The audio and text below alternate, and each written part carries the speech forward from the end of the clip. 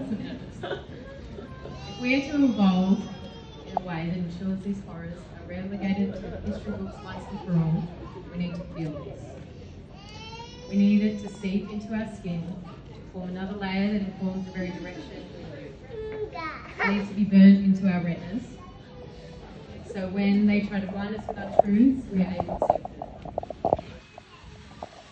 We need to acknowledge that we are not separate. We need to understand the intersectionality of this crisis. We need to see that the same system that has created the global climate crisis is the very same system that is indiscriminately murdering humans in Gaza and the West Bank.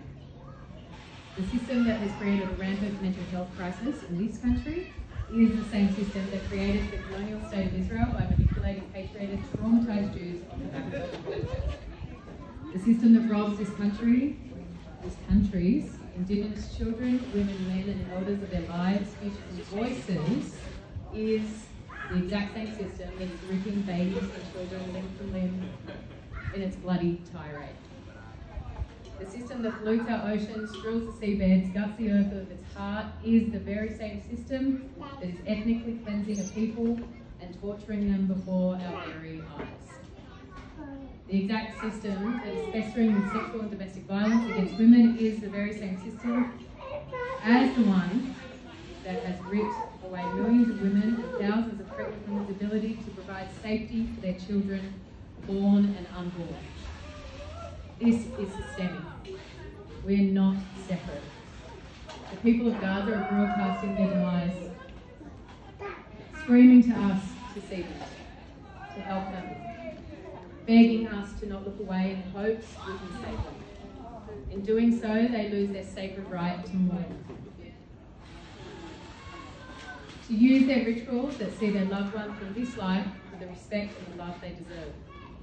They lose their privacy and their dignity to be sick and healed. They have to be splattered across screens worldwide in a time where they are the most vulnerable and broken, just to prove they are worth fighting for. Begging us to share their stories in the hope someone will see they are humans that are worth saving. So what will we do?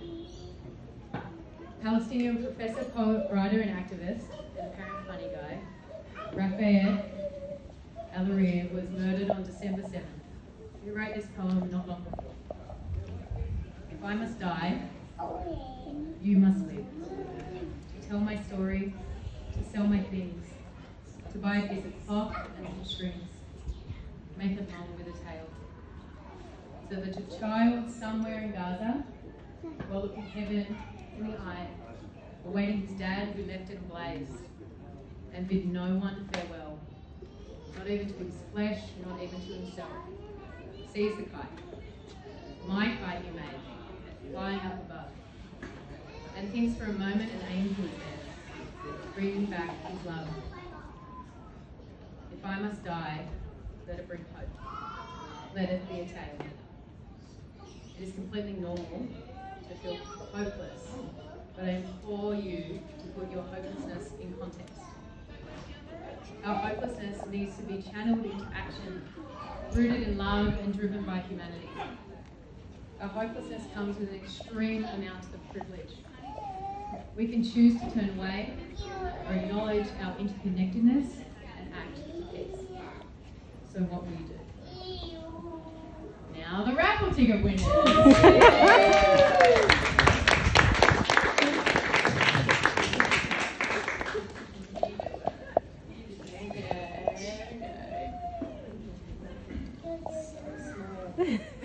$6,559.